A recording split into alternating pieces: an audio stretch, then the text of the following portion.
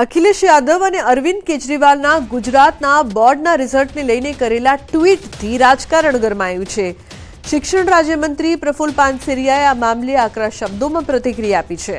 Board દ્વારા ધોરણ 10 અને 12ના પરિણામો હજી સુધી જાહેર પણ નથી કરાયા, ત્યારે તેમણે અખિલેશ યાદવ અને અરવિંદ કેજરીવાલ પર તીખા પ્રહાર કરતા કહ્યું કે ગંદા રાજકારણની અંદર બાળકોને લાવવું ખોટું છે। વિદ્યાર્થીઓના ભાવિ પર ખોટી રાજકીય સ્ટંટબાજી નહીં ચાલે। ખોટી માહિતી ફેલાવીને બાળકોના મનોબળ સાથે છેડછાડ કરવી અને વાલીઓમાં ભયનું વાતાવરણ ઊભું કરવાનો બંને નેતાઓનો પ્રયાસ સંપૂર્ણપણે નિંદનીય છે। સાથે જ તેમણે વિદ્યાર્થીઓ અને વાલીઓના ભ્રામક અફવાઓથી દૂર રહેવા અપીલ કરી। ગૃહરાજ્યમંત્રી હર્ષ સંઘવીએ પણ ટ્વીટ કરી બંને નેતાઓને જવાબ આપ્યો। બંનેને હર્ષ સંઘવીએ નકલી નેતાઓ કહ્યા। ગુજરાતનું હજી રિઝલ્ટ ડિક્લેર નથી થયું।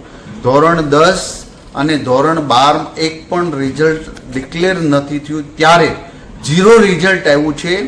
આવી બોગસ અને વાહિયાત જૂઠાણા ફેલાવનારા આવા લોકો દેશની સુરક્ષા માટે ખતરારૂપ છે। તો વકફ બોર્ડ મામલે જગતગુરુ સદાનંદ સરસ્વતી મહારાજનું નિવેદન। નડિયાદથી દ્વારકા જતા દરમિયાન દ્વારકાપીઠના જગતગુરુ સદાનંદ સરસ્વતી મહારાજે વકફ બોર્ડ મામલે કહ્યું, આ તો હજુ પ્રારંભ છે। ભારતના સંવિધાનમાં વકફ બોર્ડ માટે કોઈ જોગવાઈ નથી અને વિશ્વના અન્ય કોઈ પણ દેશમાં આવા બોર્ડ હાજર નથી। તેમણે સવાલ ઉઠાવ્યો કે જો વકફ બોર્ડ માત્ર મુસ્લિમ સમાજ માટે છે તો છેલ્લા 71 વર્ષમાં સમાજના કલ્યાણ માટે શું કાર્ય કર્યું છે?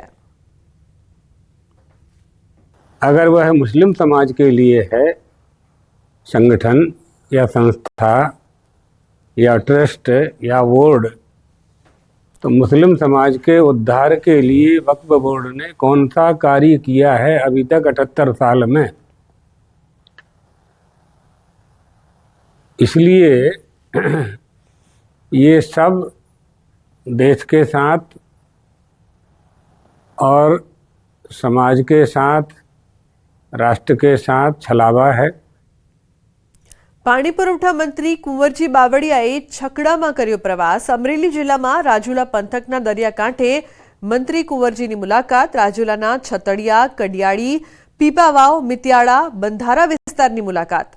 હેડવર્કર પાણીના સંપ અને પાણી મુદ્દે સમીક્ષાઓ કરી। શિયાળ બેટમાં પાણી બંધ થયા બાદ ફરી શરૂ થતા શિયાળ બેટ પહોંચ્યા હતા। શિયાળ બેટ દરિયાઈ ટાપુ પર હોવાથી બોટ મારફતે પહોંચી